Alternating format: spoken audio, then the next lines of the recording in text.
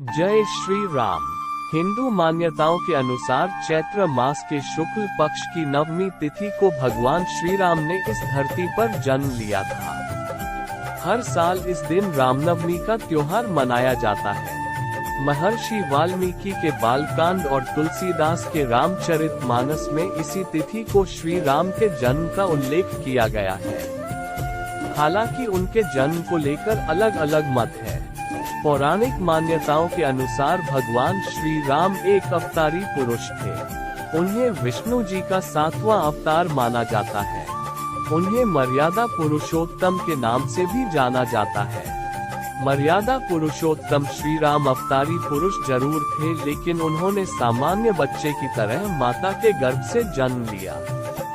श्री राम अयोध्या के राजा दशरथ और उनकी पत्नी कौशल्या के पुत्र थे।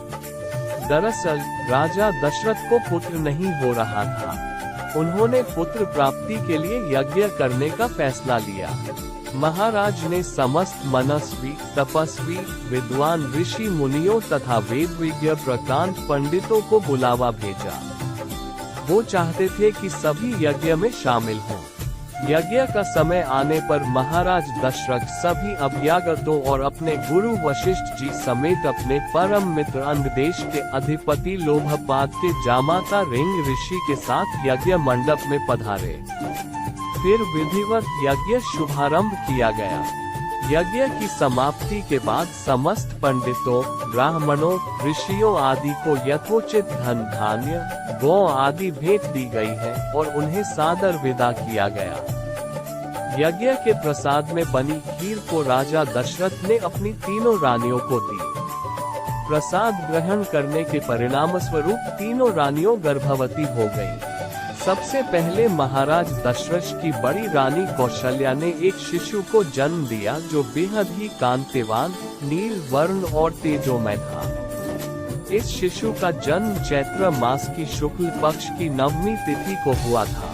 फिर शुभ नक्षत्रों में कैकेयी और सुमित्रा ने भी अपने अपने पुत्रों को जन्म दिया। कैकेयी का एक और सुमित्रा के दोनों पुत्र बेहद तेजस्वी थे। महाराज के चारों पुत्रों के जन्म से संपूर्ण राज्य में आनंद का माहौल था। हर कोई खुशी में गंधर्व गान कर रहा था और अप्सराएं नृत्य करने लगी। देवताओं ने पुष्प वर्षा की। महाराज ने ब्राह्मणों और याचकों को दान दक्षिणा दी और उन सभी ने महाराज के पुत्रों को आशीर्वाद दिया। प्रजाजनों को महाराज ने धन धान्य और दरबारियों को रत्न आभूषण भेंट दी। महर्षि वशिष्ठ ने महाराज के पुत्रों का नाम रामचंद्र, भरत, लक्ष्मण और शत्रुघ्न रखा। जैसे जैसे ये चारों बड़े होने लगे, रामचंद्र अपने गुणों से प्रजा के बीच बेहद लोकप्रिय हो गए।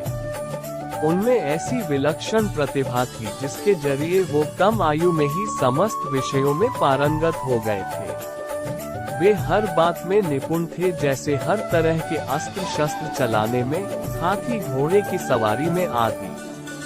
वे अपने माता पिता और गुरुजनों का बेहद आदर करते थे और उनकी सेवा में लगे रहते थे। उनके तीनों भाई भरत, लक्ष्मण और शत्रुघ्न भी उनका अनुसरण करते थे।